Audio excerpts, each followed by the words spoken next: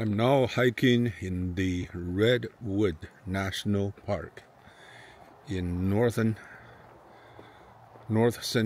coastal California. It's just about 100 miles south of the California-Oregon border. Look at these huge sequoia trees. Each one of them is so huge.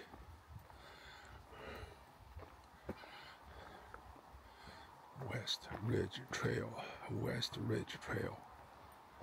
Zigzag 2 trail. I'm going this way.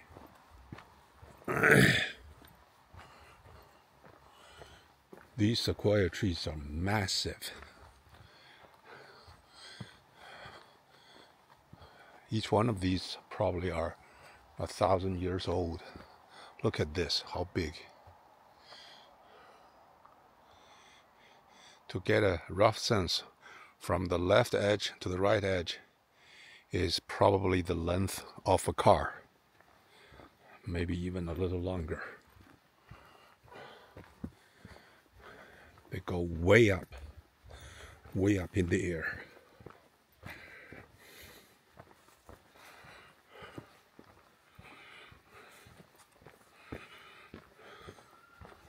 The air smells so fresh. There's a little creek here. Look at these huge, huge trees. Which way am I supposed to go? This way, I suppose.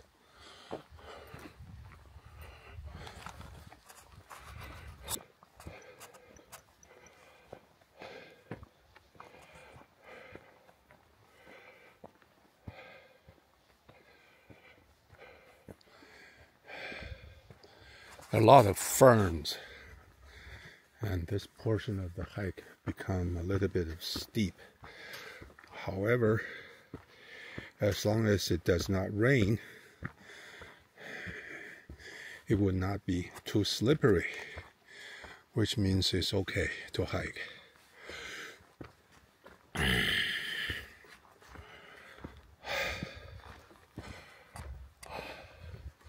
Look at these huge trees.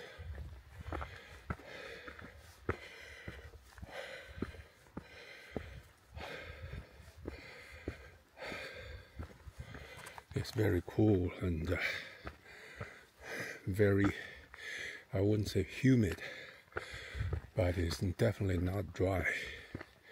It's more like a rainforest. The air is very fresh. Look at these big trees. This is a massive tree. Each one of these trees could be hundreds of tons in weight.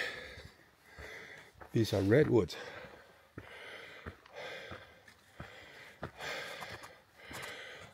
These are very high quality wood. Whoa, these switchbacks are pretty steep.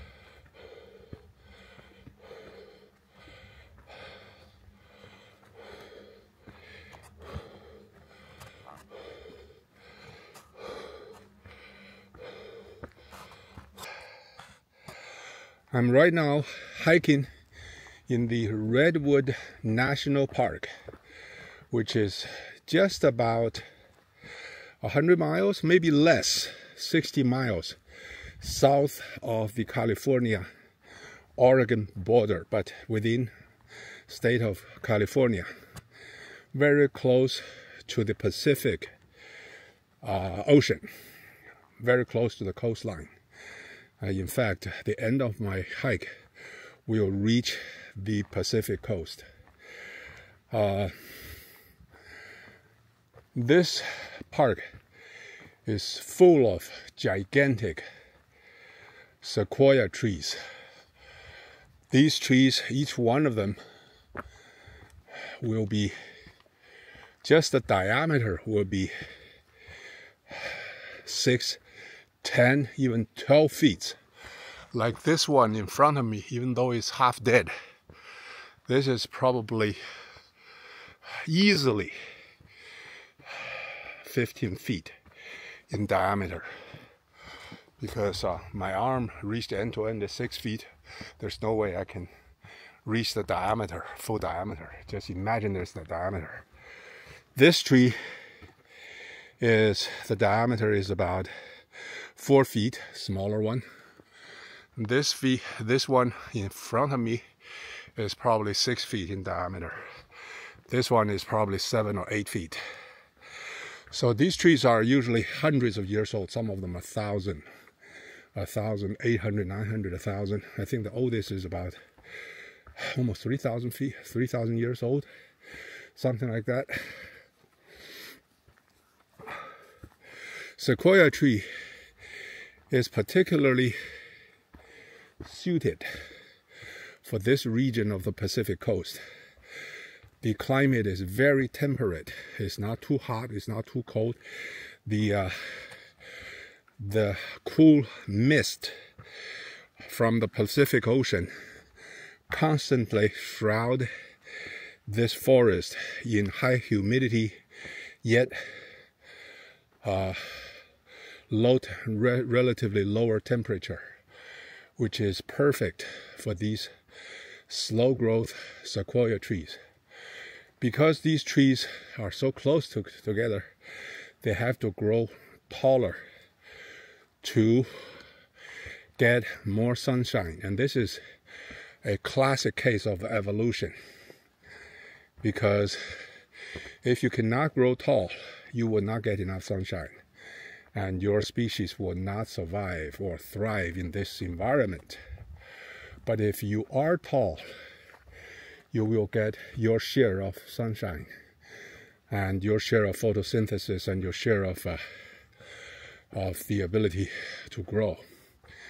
And that's why most of these sequoia trees, their leaves or their coniferous growth is really on the top. Like this gigantic tree. This tree is huge. This tree probably at least 12 feet or 15 feet in diameter, but the leaves are only on the top to get its sunshine. So sequoia trees is synonymous with California coast, Northern California coast. Of course, in Southern California, there's a Sequoia National Park. And that park is further inland at the edge, at the southern edge of Sierra Mountain.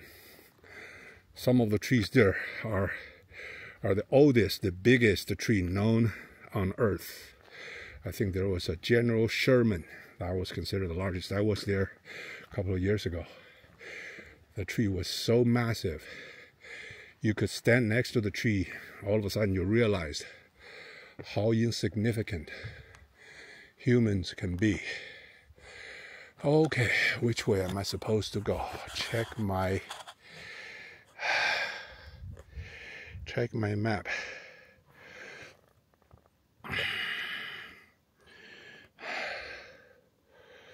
West Ridge. I'm supposed to follow the West Ridge Trail.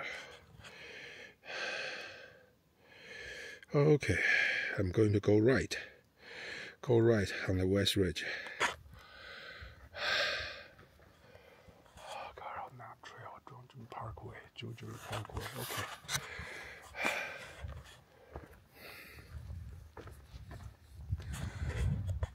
So this tree is still alive, but it is barely, only a small branch still growing, but the trunk is kind of rotten.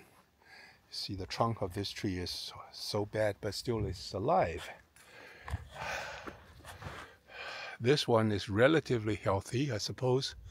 On the top, there is still enough growth, but this tree is probably 12 feet, at least 10 feet in diameter. Oh, this 12 feet in diameter. And this tree in front of me is probably 15 feet in diameter. This is huge. This is a huge tree. Anyway, it's a beautiful forest. I'm just hiking all by myself because there are so many trails like this. And so if there are tourists or hikers, they are so spread it out so far apart. So pretty much anywhere you go, you're alone. And this mountain, I think, this area does not have bears, but mountain lions are known, because even near my own home there are mountain lions. This is a mountain lions region, but mountain lions are usually shy also. They are usually shy too. They usually don't go out during the day. I suppose they are usually hunters at night, hunting for deers and other animals.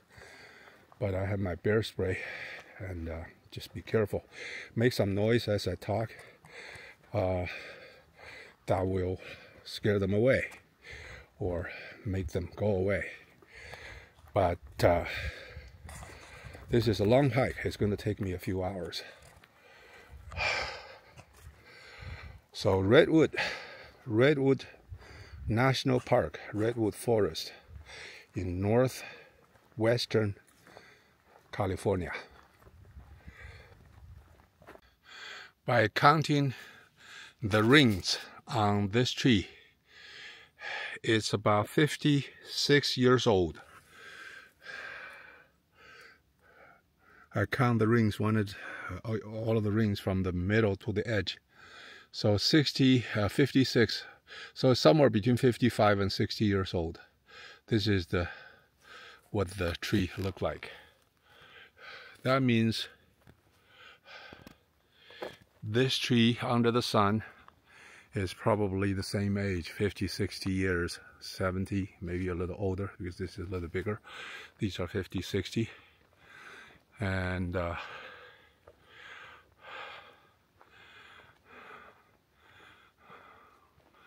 then this big tree over there, I don't know. So biologists or scientists usually can know the age of a tree by counting its rings, because the ring is the most reliable. The ring of a tree is the most reliable measure of the estimate of the age of a tree. This tree probably many hundreds of years old, it could be 1,000, many hundreds, because of the 4 seasons. It goes through different summer and fall and winter, whatever. The tree forms these tree rings. We all know this, well known. So each ring represents a 12-month period. In English, this is called dendrochronology. Dendro means not tree ring. What kind of shit is this? This is not a predator's crap. It's probably a big deer or something. Dendrochronology. Dendro means, I think, it's the study of tree rings. Chronology is time. So you estimate time by measuring the tree rings. Dendrochronology could measure something up to a few thousand years old, because some of the trees are a few thousand years old. But as we know, the oldest tree living today is probably around 3,000 years. I think it's no older than that. But dendrochronology could estimate up to tens of thousands of years old. How do you do that?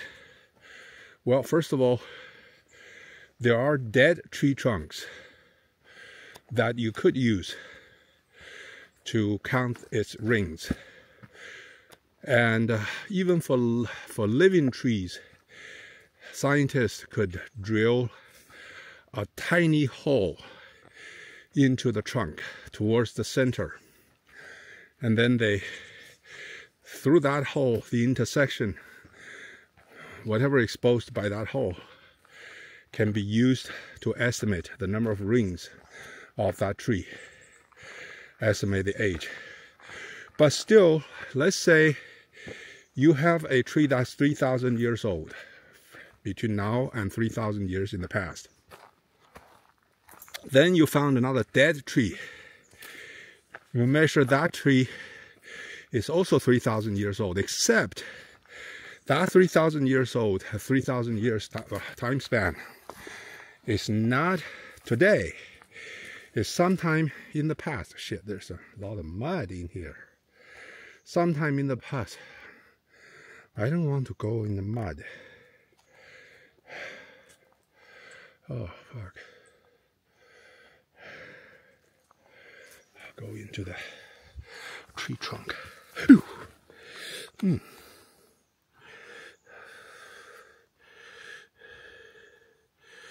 Wow, these plants are really...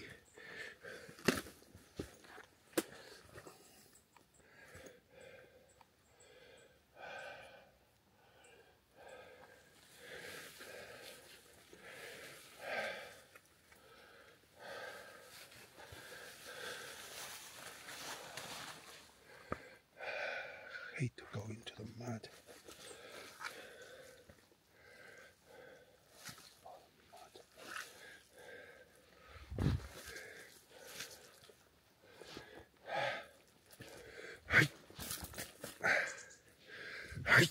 Okay. Oh, there's some more mud. I don't like this.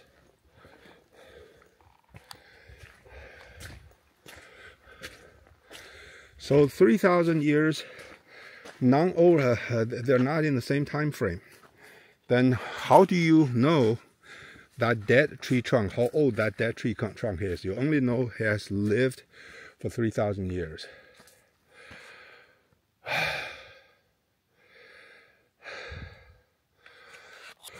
One way to extend the measurements of years over history, over a longer period of time than the lifespan of a tree, is to seek overlap in these tree rings.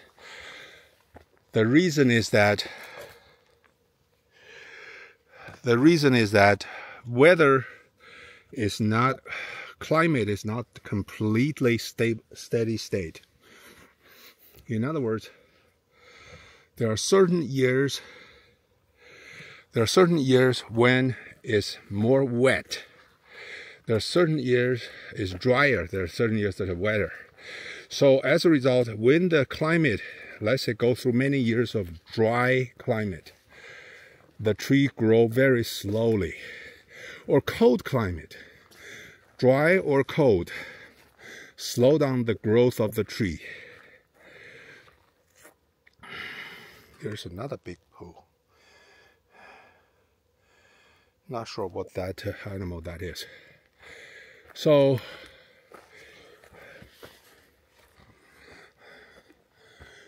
that means when it's cold or dry, the tree rings tend to be very, very dense. The distance between the ring is very close. And if it is wet and good climate, the tree grows fast. The tree ring is thick, and the distance between the rings is bigger, the intervals. And in fact, as we know, the best, most valuable violins is made by Stradivarius. Stradivarius is an Italian violin maker 500 years ago, and his violins are worth fortune today. There are only a few left. But anyway, one of the reasons was that the pine wood, the wood that he used, was from a period of time when he was in that period of time in Europe where the climate is cold.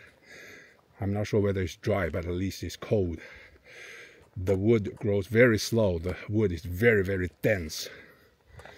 So back to the topic of tree rings. If two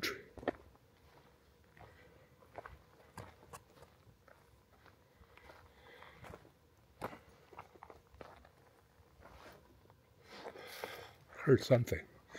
If two tree rings are not the same tree, you look for the patterns in the ring. And if it turns out certain section of one tree ring pattern in terms of the distance between the rings matches or highly correlate with that of another tree, that means for that highly overlapping pattern is the time the two trees are sharing the same time. So let's say there are two trees of 3,000 rings, but of the 3,000, the outer 500 rings of one tree is very correlated to the inner 500 rings of another tree. That means the second tree is younger and became a tree 500 years before the first tree died. Then 3,000 years overlap, tree rings overlap together, become 5,500 years. So you basically have a climate pattern for 5,500 years over these overlapping rings. There's so many pools like this. This has to be some large herbivores because they poo so much. It cannot be a predator. A mountain lion will probably have poo similar to humans' poo.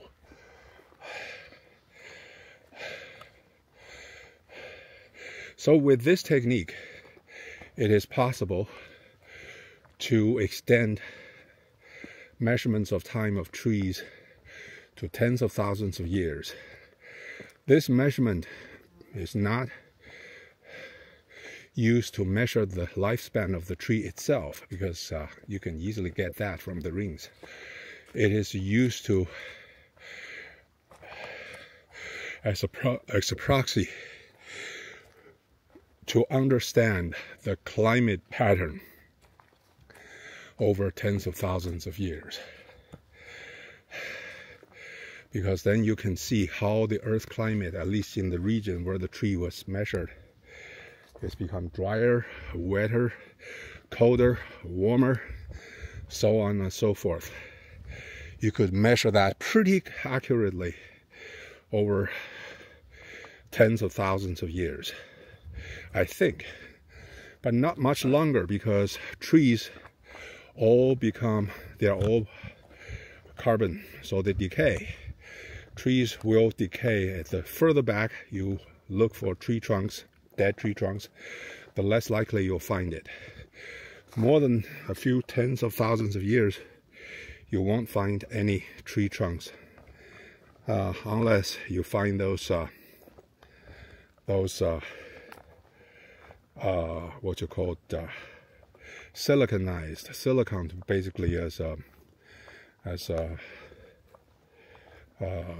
petrified trees, and those trees, it's hard to measure the rings anyway, in my opinion. So beyond a few thousand, tens of thousands of years, you have to use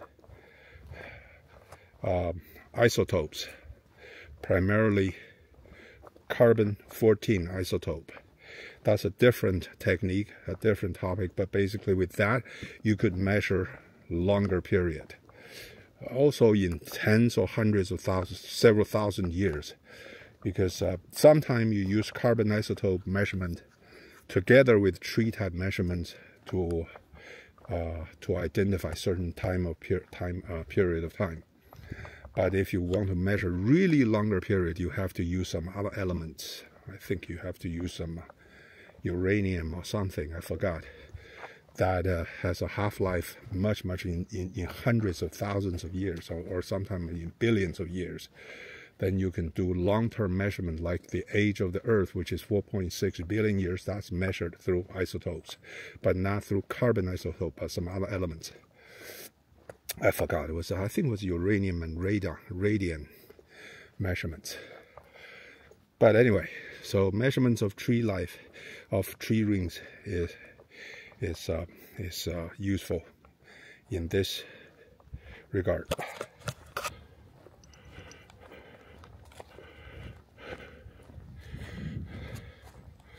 The ocean mist is already gradually become part of the forest here because I'm so close to the Pacific Ocean, only a couple miles away. I could hear the sound of the waves. So this region has high moisture level, and that's why the vegetation here is very lush and grows of all kinds of plants. I haven't noticed any poison oaks. I think there might be some poison oaks I have to stay clear of. But other than that, it's a spectacular trail. Just look at this. Oh, here's the mist. Look at the ocean mists. It's the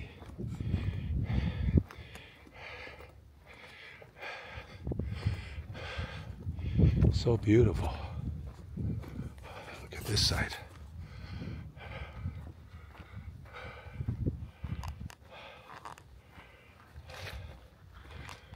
I'm almost at the edge of the end of the hike to the coast.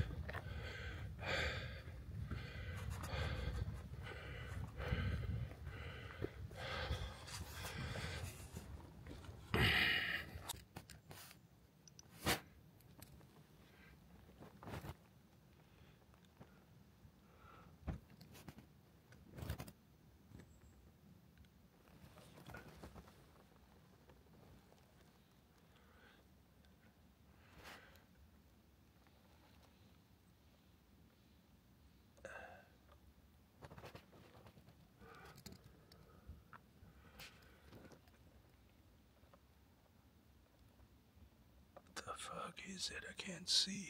Fuck. Oh, here.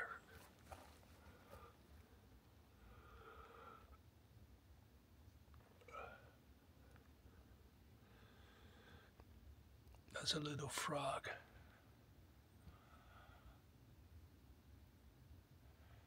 Trying to stay still. That's camouflage.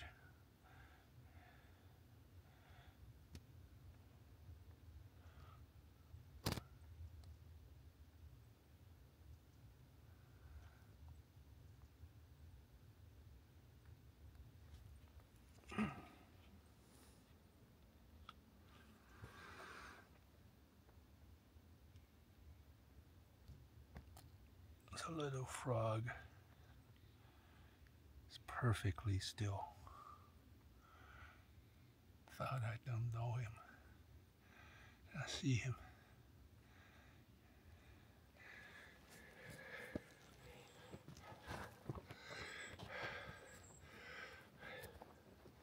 Look at how big this tree is. This is a massive, massive tree. This tree is 12 to 15 feet in diameter, not the circumference, just the diameter. Massive.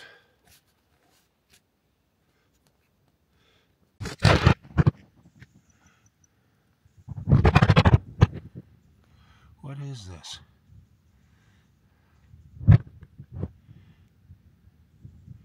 Some kind of a sloth.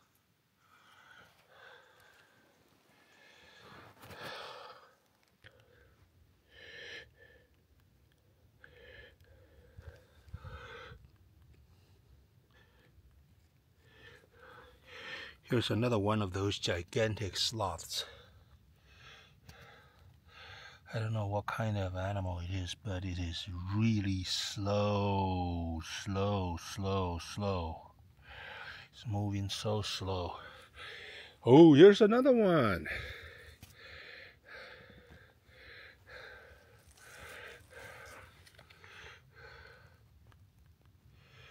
What are these? I could easily squash them if I'm not paying attention on the road, because they are just so slow crossing the road. Better be careful. Huh. Could easily squash them, step on them.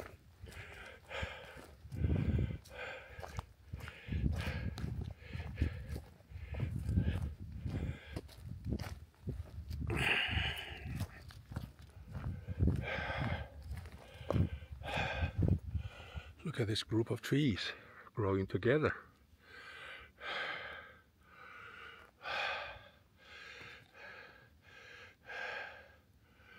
It's a gigantic forest.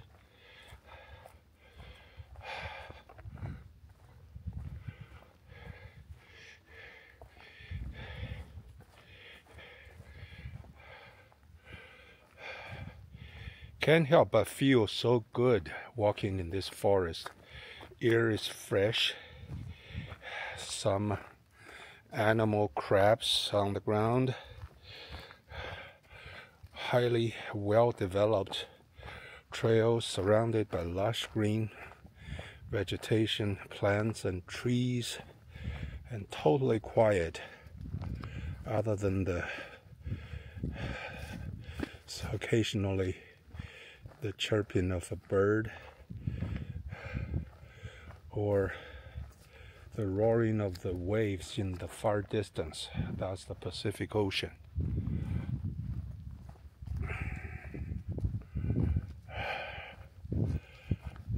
Very nice.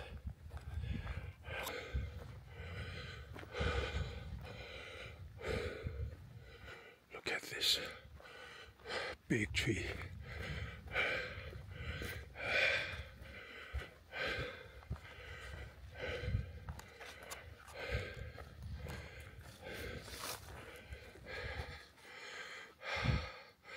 People spend some money, built up a little bench in here to make a name for themselves, either to commemorate their relatives or just to make a name for themselves. They probably paid for the development of this trail. This is such a nice trail. Very, very easy. Very good trail. Look at these trees. Massive. Look at this one.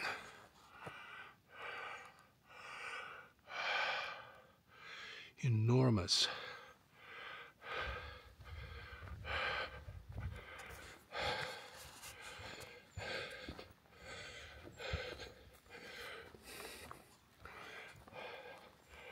These trees just make humans look so insignificant. Anyone who stands next to it would appear like a little bug because they're just so big. We just appear like a little bug on the side of the tree.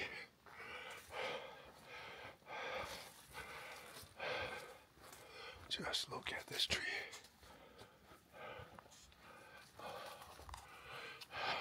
Hundreds and hundreds of them.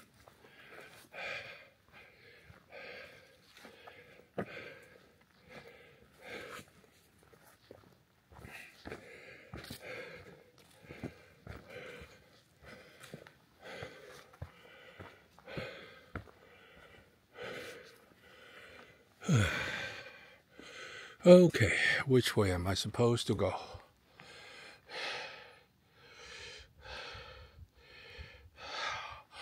Oh, just bear left. That's the right way. Bear left.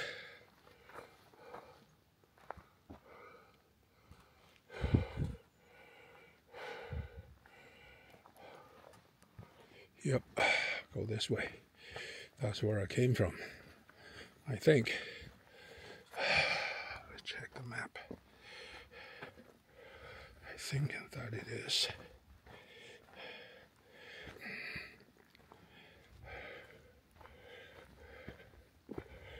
Yeah.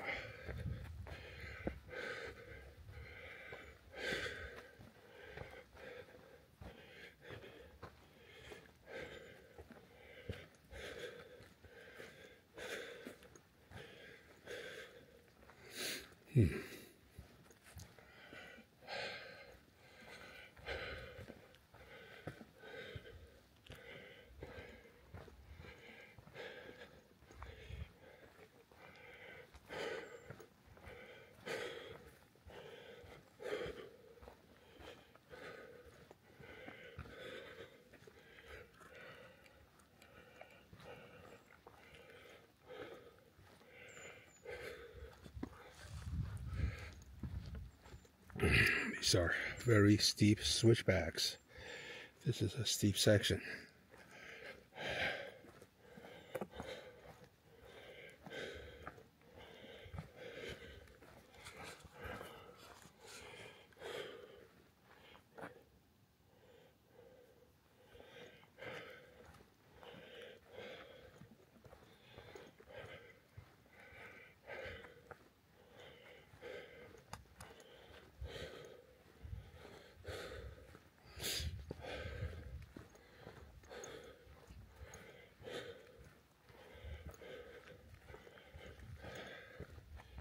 Very steep switchbacks.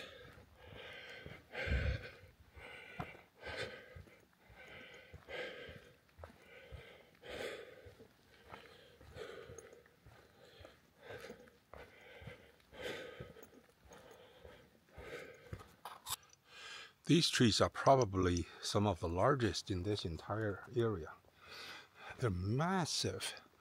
They're very close together, yet each one of them is probably 10 to 15 feet in diameter. The one behind these two big trees, the one further out, that's at least 15 feet in diameter. Massive, massive trunks.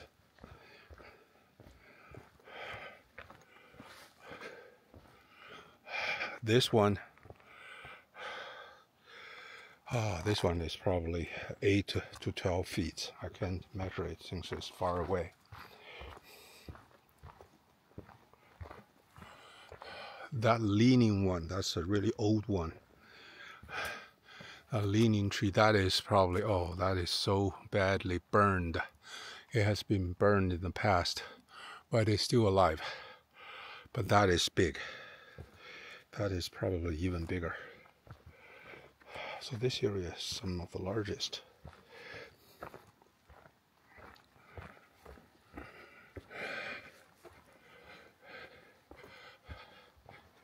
Even this one is a medium-sized. This one in front of me is over 6 feet. It's 8 feet in diameter. My rough estimate. The one behind it is probably 6 to 8 feet in diameter, and the one to the left is probably 6 to 8 feet, or maybe a little bigger. All of these are big.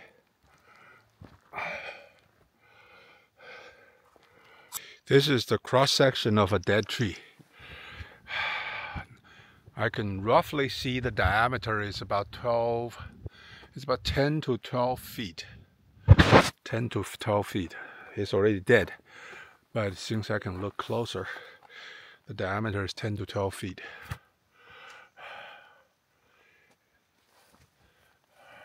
There are several dead trees in here.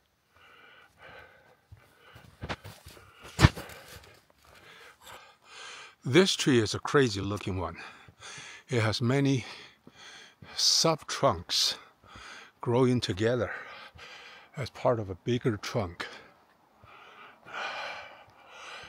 If you look at the top, there looks like multiple trees, but this is easily 15. This is 20 feet in diameter, not 15, 20 feet. Like I mentioned, it's probably the size of a car in the cross section. These big elks in the farm. Apparently, they're not wild.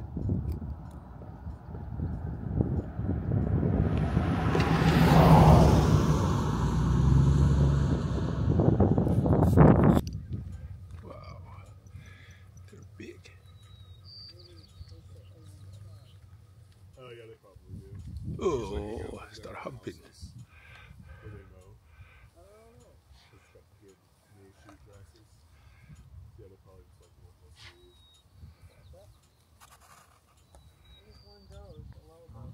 That's how it works. That's how it is with monkeys anyway. It's not necessarily a leader.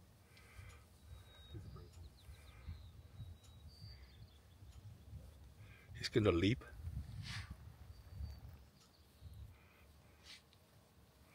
Yeah, crossroads, we can get a better picture of the birds that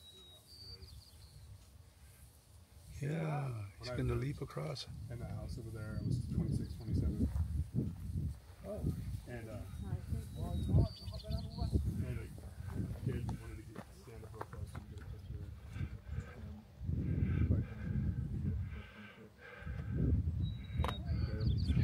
picture. Are these guys wild? Yeah.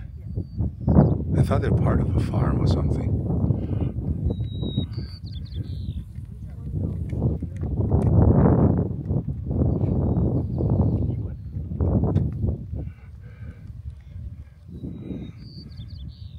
This is just the males. The males and females both have the antlers, so... No, the female elk, Roosevelt elk, don't have antlers, but they don't hang out together this time of year. all of these are males then? Yeah. Okay. They're friends for like another month. But, well, he's humping the other one. Yeah. He got a identity crisis or something. He's bisexual.